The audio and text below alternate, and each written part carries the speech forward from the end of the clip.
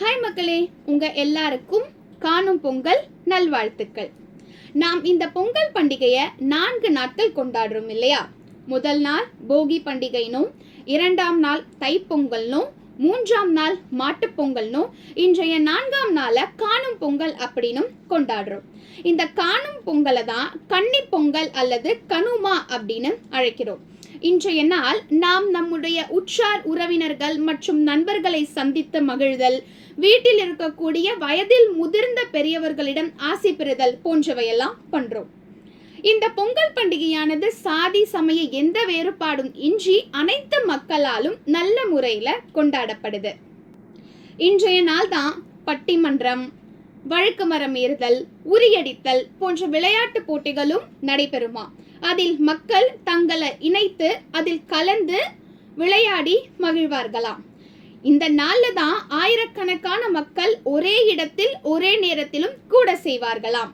நாம இப்போ ரீசன்ட் டைம்ஸ்ல தான் காணும் பொங்கல் அப்படின்னா வெளியிடங்களுக்கு குடும்பத்தோட போகணும், சுத்தி பார்க்கணும், வெளியே சாப்பிடணும், மகிழணும், அப்புறம் வீட்டுக்கு வரணும் அப்படிங்கிற மாதிரிலாம் யோசிச்சுட்டு இருக்கோம்.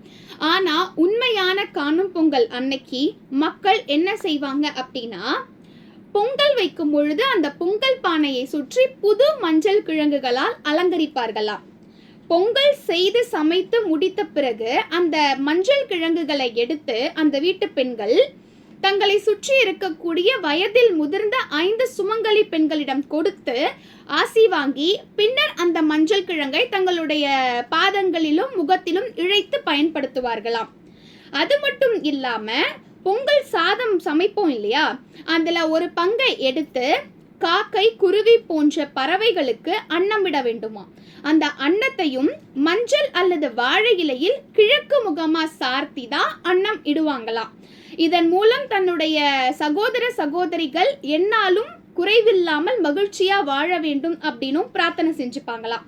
அந்த அன்னத்தை படைக்கும் பொழுது என்ன வேண்டிப்பாங்க அப்படின்னா, காக்க பிடி வச்ச கணுப்பிடி வச்ச காக்கைக்கு எல்லாம் கல்யாணம், கண்டவர்களுக்கெல்லாம் சந்தோஷம், உடன் பிறந்த சகோதர சகோதரிகள் என்றென்றும் குறைவில்லாமல் மகிழ்ச்சியா வாழணும் அப்படின்னு வேண்டி அந்த சாதத்தை பறவைகளுக்கு படைப்பாங்களாம்.